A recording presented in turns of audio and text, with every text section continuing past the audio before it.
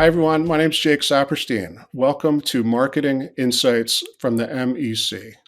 So, we're going to talk a little bit in a moment about what the MEC is all about. But first, let's cover what we're going to talk about today. So, we're going to talk about data collaboration across the enterprise. That's going to be about knowledge sharing, the importance of sharing data and insights within your organization, not just within your nuclear team, but really across functions, across geographies. We're going to talk about why it's important. We're going to talk about the blockers, the impediments that keep companies from doing this well. We're going to talk about how to work around those impediments as well, the strategies, the solutions to the problem. Before I do that, I just want to mention Marketing Experts Collective. The MEC is a collection of digital marketing agency owners that recently came together to form the collective. We did this in light of the quickly evolving landscape of AI and machine learning, recognizing that more brains together sometimes finds better ways to tap into this technology for the betterment of our respective customers. We also have complementary skill sets. So each agency has a slightly different focus within the realm of marketing. So bringing everyone together, we're able to do better work for our customers. And so just a quick introduction for myself, Jake Sapirstein. Some of you know me from running the A/B testing program at global software maker SAP. I was within the global marketing team at SAP for a number of years, mostly doing A/B testing. We evolved the program to do qualitative research, surveys, analytics, but really A/B testing was the bread and butter. More recently, in 2021, I launched Lift Centro, which is a conversion-focused digital marketing agency. So we do a lot of A/B testing, but we really run the whole gamut of marketing, helping different customers in different industries. So that's a bit about me. And then I want to introduce my guest speaker, Elizabeth Miller, also known as Smalls. Elizabeth, I'm really excited to have you be part of the program. Now, for those that don't know Elizabeth has overcome some really significant health challenges in her life. And she brings a lot of the determination, the resiliency from that experience into her work experience, which is the world of data and analytics. And so I'm really happy to have Elizabeth part of the program, totally pertinent background for this kind of topic. So Elizabeth, thank you for joining us. Jake, thank you so much, and thank you to MEC for having me here today. I love the idea of getting together a group of experts to really help solve bigger problems. It's a lot better than working in isolation and just trying to kind of, piecemeal things here and there. And it kind of relates to our topic today a little bit too, piecemealing things together versus kind of working all consistently, right? So yeah, I'm really happy to be here. And a lot of my experience and perspective is going to be shared from the regard of really Fortune 500 and very recognizable brand names. I come from a background with clients and employers such as Abercrombie and Fitch, Google, Volvo Cars, Rolls-Royce, Marriott. So I've had the pleasure of working with some very large companies, and I will stop there so we don't have a laundry list. Well, thanks. I mean, that's a great list of companies and great experience. So, Elizabeth, when we think about the problem, there's so many different ways to explain it when it comes to knowledge sharing. And I think the bottom line is we don't see enough of it happening, right? And I think that's the vantage point I have. But I'd love to get your take. How do you define this problem? Yeah, I think it's always a great place to start, right? To make sure that we all know what is the problem, not just how to solve it. And I hope to share this in the sense of it feels familiar or at least something that you can see and recognize either in your own firm or just kind of out there in the world as you're working in the industry. So I like to use analogies as well. I'm pretty known for them and like to think of it like this. When an organization does not or cannot share data between the different parts of the organization, it's kind of like having a toolbox and a set of tools, but everyone can only use their own tools. No sharing. And that's common, right? Like on a work site, especially if you're thinking of, building a house or doing a renovation, every worker is probably going to have their own hammer or their own drill even, but not every worker is going to have their own maybe cement truck or jackhammer or crane.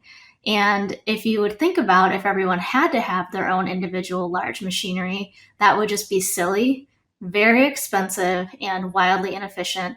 Not to mention, imagine if like two cranes were crashing in the middle of a construction site. It's a whole new set of problems, right? So when we think of this in the data world and how people are sharing information, if you kind of keep your heavy machinery and those heavy insights to yourself, and or just on your own team, you might find at times you know something and someone else knows something, and those ideas or concepts crash into each other. When really, if you could have shared them ahead of time, it would have been a situation prevented or an opportunity, earned or won. So practically, though, in the digital world, I do see that this happens easily in large organizations. So, as a real example from my work, I was in a retail organization where I'll say like everyone had their own hammer or drill, and I would call that Microsoft Excel and access to data and analytics. So they had access to the CRM, they had access to the analytics platform, they could download it, manipulate it, create their own dashboards, even, right? But in this particular instance, the finance team had that access to information and they had developed a really cool forecasting dashboard. And they noticed that the sales were looking pretty bleak for the next year, a bit suddenly, because what they were pulling in was actually economic indicator data. And it changed kind of the whole outlook and perspective for what they foresaw in the business, because other teams in the company did not have ready access to that type of economic data.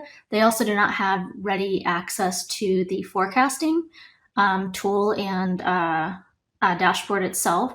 They didn't really know what was going on when operations budgets and hiring freezes started rolling out. As you can imagine, there was just confusion and panic, which is not how you want to be working on a daily basis. So the marketing teams in this particular situation, so digital marketing, had their budgets frozen, but they also knew that kind of like their butts were on the line. They still had to achieve the same level of performance, if not better. And, it put them in a position to kind of act out of panic and fear, which can be okay in some situations, but I would suggest it's not necessarily ideal long term. So that was unfortunate. And the marketing team ended up performing fine, but it wasn't enjoyable at all. And if they would have had a bit more insight or heads up about where this was coming from, I will tell you in another story of a different company I worked at how it could play out better. Does that make sense so far? It does. Yeah. I'd love to hear the next story. Yeah, cool. So the next one, it was also a retail organization. So their finance and marketing departments actually had a really cool open flow of dialogue. And it didn't mean that every person in finance and every person in digital and marketing talked to each other all the time, but they had key strategic people that would meet on a regular basis, weekly, and then at a higher level monthly, to communicate, hey, what are we working on? What are we seeing? What are we doing?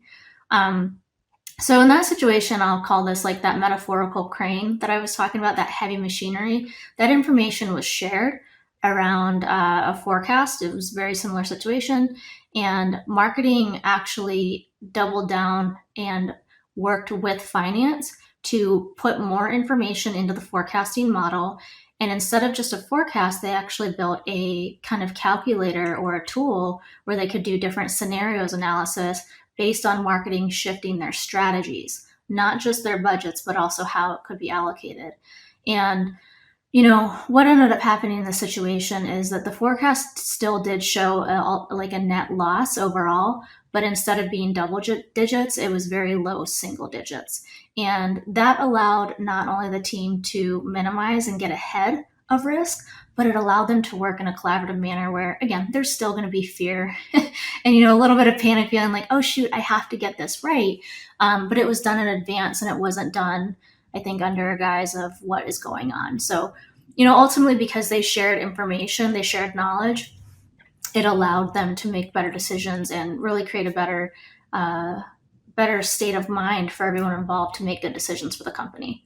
So, yeah, I think those are my experiences. But Jake, I'm sure you have some stories to share on this front too, right?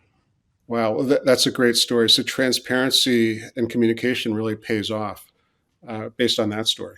Yes. I mean, my anecdotes that I've seen, and I frankly hear anecdotes from others at different size companies and different industries that are very similar stories. They're short stories, but they're repeated again and again, and that's part of the problem. An example is you have a remote slash hybrid workforce, which many of us have these days. And we have these conference calls that happen, let's say, on a monthly cadence. And there are 20 to 30 people on the call. And there are some insights that are communicated, on these calls. Some of them are interesting and can potentially really move the needle for the department or the company.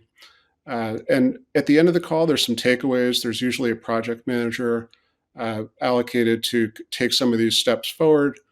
And then everyone after that call really gets back into tunnel vision, kind of day to day normal work. And then suddenly, fast forward, another month comes around, same kind of meeting, couple nuggets, one interesting nugget, perhaps. And then at the end of the call, again, a couple takeaways. It's just a repeating cycle where you have these meetings. And then at a certain point, after so many months of these calls, we as participants in these calls, we take a step back and sometimes think about what is actually being done with all these golden nuggets. What is being done with the data? Is there action being taken? So I think the communication part really has a couple pieces. The problem is the lack of communication, but also the lack of follow through. If there is usually one communication around learning. And so that's the way I see it is there's a big inaction problem. It's not just the lack of communication, but because of the lack of communication and the recording and the follow through, there's not enough action being taken on data. So it's interesting because we both obviously have stories with real practical examples, but it gives that good perspective of the problem, and then it begs the question: why is information not being shared in the first place? What is the actual challenge? Like why does this not occur? Because I like to assume that nobody's intentionally going around hoarding their own insight of, hey, I figured out that if we adjust the order of our checkout flow, that our conversion increases and has a lift of maybe 3%. No one's going to hoard that knowledge intentionally, but it's not being shared more broadly. So let's dig into the reasons of what have you seen? What are some of those blockers? What are the challenges of why this does not happen? Yeah, it's a good point. I think there are a lot of blockers and impediments, really. So, one of them, when you think about leadership and kind of data DNA, there's a lot of talk about how people that are data driven are wired in a certain way. And I am a big believer that you either have it or you don't with certain things. And so a lot of it, comes down to leadership, whether they're wired with this kind of data oriented mindset, and if they are, then there's a great chance that a culture around data and using data to inform decision making can really take hold. If they don't have that, it becomes really challenging. And the reason why I'm thinking about data oriented mindsets and leadership is when leaders do have that DNA, it cascades down, it affects the meetings that I just described, it affects the follow through on using data to drive decision making, to keep the follow through moving forward, whether it's understanding where the JIRA tickets are, what the JIRA ticket numbers are, whatever the task management platform is, there's follow through to make sure that we're acting on the data that we're sharing. So I think part of it's the leadership and whether you have that data DNA in those leaders. I think the other part that's related to that, Elizabeth, is the cascading of goal information and targets. A lot of companies I've found will do it once throughout the year. And sometimes that's verbally communicated. Other times it's sent out as part of a document in a PDF in January, what the annual goals are for the year. And then it's a little bit of set it and forget it, right? And so people in the trenches doing a lot of the data and analytics work, everyone gets into tunnel vision mode. Each team seems to have their own goals. And sometimes those are united with the overall company goals. But Other times they're slightly different. And so I think the effectiveness of communicating goals, but more important than that is the the continuation, the repeated communication of goals. I think is really important. Some goals change, and that's okay. But even in those scenarios, it becomes paramount to communicate the goals on a periodic basis. It could be quarterly, could be monthly, but I think that's really important because what happens when people have those goals ingrained in their minds, they become more focused on the data. Um, they get more creative about how to attain those goals. And if that goal setting information is not being cascaded enough, it's really out of sight, out of mind. So that's one thought. Yeah, I think it's a good one. It makes me actually think of different but kind of similar is communicating those goals. It, like you said, it tends to be maybe set it and forget it. They'll come up in QBRs as well. And, every now and then you get a really outstanding manager who manages that down through the whole team very effectively and leader. But if it's not happening, I think a lot of the challenge that goes there when it comes to sharing insights as well as those goals is how to do it at scale, particularly in a very heavily matrixed organization.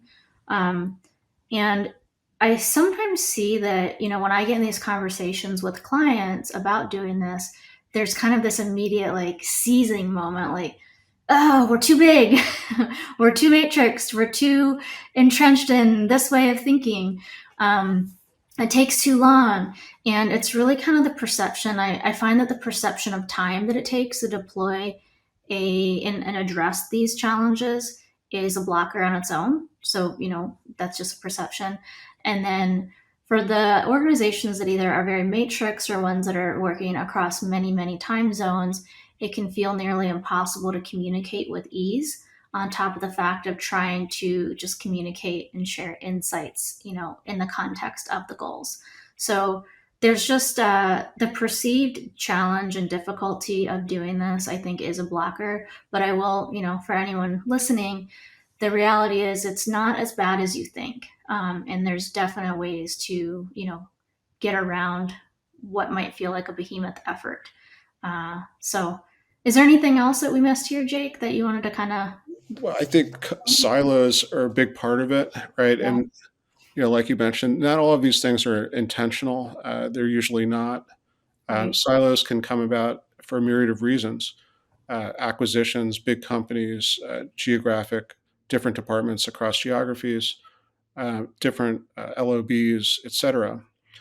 And so I think companies that are mid-size and bigger sometimes have a bigger challenge because people are more distributed geographically. And so there's a little bit more of a need to work harder to overcome that and to communicate across teams. So I think that's silos, regardless of how they come about, are definitely an impediment. Okay, so we know what the problem is. We know what challenges are in place of why the problem is created in the first place. So let's get to the fun part and actually talk about, how do we solve for these things? And Jake, obviously, I know you. We have been able to be, I guess, industry colleagues for a while now. But you've been building a platform to help organizations share data and knowledge more freely and with actual ease and scale. So you've definitely spent quite a bit of time talking about this, solving it, and out in the field, knowing exactly what the problems are, right? So, what do you think needs to happen in terms of being able to unleash this knowledge transfer and knowledge flow across an organization? Yeah, it's a great question. I think with respect to how distributed companies are getting with hybrid remote work environments, et cetera, it's really paramount that we think about technology to help solve the problem. So when we think about sharing of knowledge, I think about a great company culture. I think these things go hand in hand.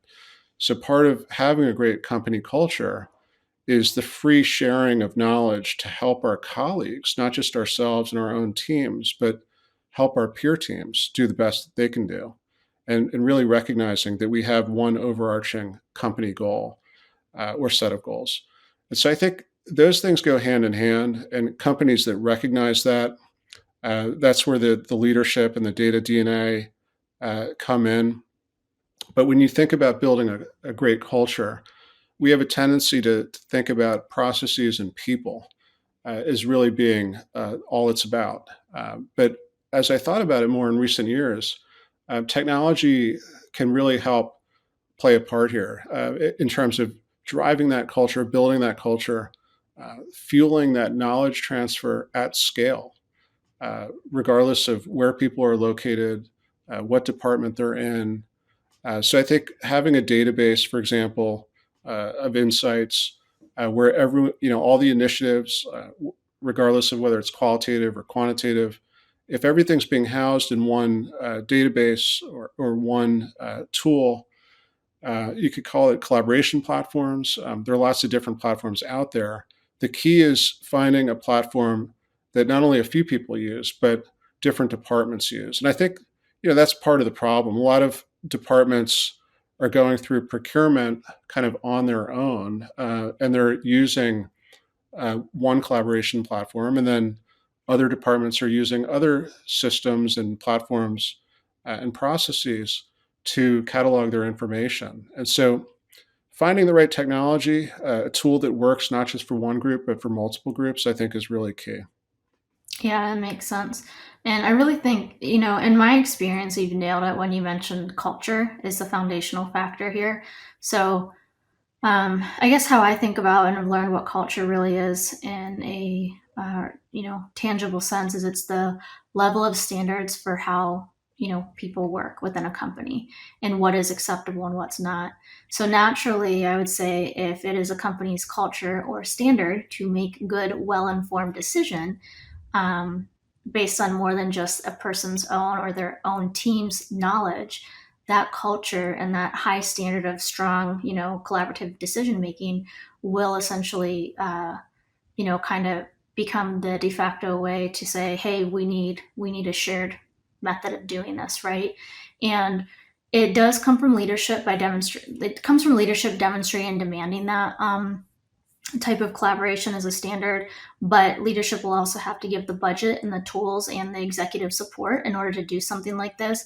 Because, like you mentioned, the tool is a really important piece of it, as well as process and the people who are going to be in charge and accountable for maintaining it, deploying it, kind of championing it in the organization. But again, kind of going back to the analogy of construction or building a home, sure, the leader can give everyone a hammer, but what if, key people actually had a nail gun or key people had a staple gun because they didn't really need the hammer on its own? And it's the idea that the tool does not mean that there is a solution independently, but the tool is the way forward, right? If you want to do it, like you said, at scale. And a lot of times too, like, I've seen these things work in organization without something like Data Tinga, but I will say it works better with Data Tinga because what can come from this idea of like, let's share knowledge, I've seen it done in organizations through centers of excellence where they might have a spreadsheet or maybe they have their own database. Or they have more commonly, and the kind of default is slide decks, presentations, and everything is just hidden in slides. And it's so unfortunate because I'll ask clients during discovery, like, hey, send me this type of information. And I see some outstanding insights. I'm like, hey, did you know this? Did you know that? And, when I come in as a consultant to discovery, everyone is learning something. And I would love if I could come into an organization and they said, yeah, here's our knowledge base of what we've learned about our consumers and our consumers' behavior. And, this came from the UX team. This actually came from finance and marketing. This came from site ops, and having a place where everyone has access to kind of what we'll call like the library. And that is Data Tinga's advantage, not solely because it can do that very well, but because you and your team are actually building a product and that's, a specific focus. You don't happen to be a retailer who's building this. You don't happen to be a technology company who's building it. This is and I mean tech, like, clients I've worked at, being like an IT organization, but your product is purpose built, single focus, solving this problem. It's not something that, you know, it's a side job for somebody necessarily. So I think what's really neat about what you brought to market here, and the problem that it solves is it's something where you're not just looking at one organization to solve it. You're actually pulling from the market and kind of helping everyone figure out what's a better way to do this, what's a better way to share knowledge. Um, so yeah, I mean, I guess that's my take. Culture is the foundational element, but the tools and then the process and people that you put along with it are the big game changers there. So Yeah, it's really interesting because we talked about leadership, culture, technology, people, processes, etc. And one of the interesting things is I'm learning that part of the reason why leaders are struggling with this is they don't have tools in their arsenal typically that are like this, that are purpose built just for this reason. There are obviously a lot of general collaboration platforms. You mentioned spreadsheets as an example. Some people use those still to share insights across companies or parts of companies. So I think when they see purpose-built applications specifically for knowledge sharing and being able to cascade insights from data from one group to another, I hope and think that leaders will be more motivated to implement these type of cultures that in turn drive that knowledge sharing. Yeah, one of the use cases that we found really interesting with Data Tinga that was frankly not expected is the onboarding and training of new people in digital marketing. And so a lot of people that, managers of these new hires will, one of the first steps they have as part of the orientation is to go into Data Tinga and learn about what the group is doing, what the group is learning, and that gives them a real world understanding of what the work is, what it entails, what the insights are, what's working, right, and what's not working. yeah, So it's a use I case love we that do. you mentioned that. Just in the sense too, like when you talk about onboarding, it's also one of the biggest pain points. I have a friend who's an HR executive, so we get into some fun conversations when people leave an organization, particularly if it's data talent or any type of analyst talent that's been there for a while. If they're leaving the organization, it's always a really deep pain for a company to lose that brain trust of what they have and what they're taking with them. So something, a way to kind of throughout their career while they're at the company for them to document what they've learned and being able to share it also means that you don't lose that when people inevitably do change jobs or roles, and they don't have to leave the company even, but if they change roles within the organization, that's also potentially knowledge lost or perspective lost if you're not sharing it or if it's not organized and structured to share. So yeah, sorry to interrupt, I just wanted to make sure we hit that point too. No, it's a really, really good point. And for good or for bad, mostly bad, a lot of people are losing jobs and Yeah, changing jobs yeah, involuntarily. And so there's a lot of intellectual property inside people's minds that are leaving the building, so to speak. And so, yeah, I think if you had an easy way to document learnings as we're learning as organizations, that suddenly that knowledge stays within the walls of the company. mm, yeah, that's awesome. What about other ways besides technology? Have you found anything that's working in terms of accelerating knowledge transfer?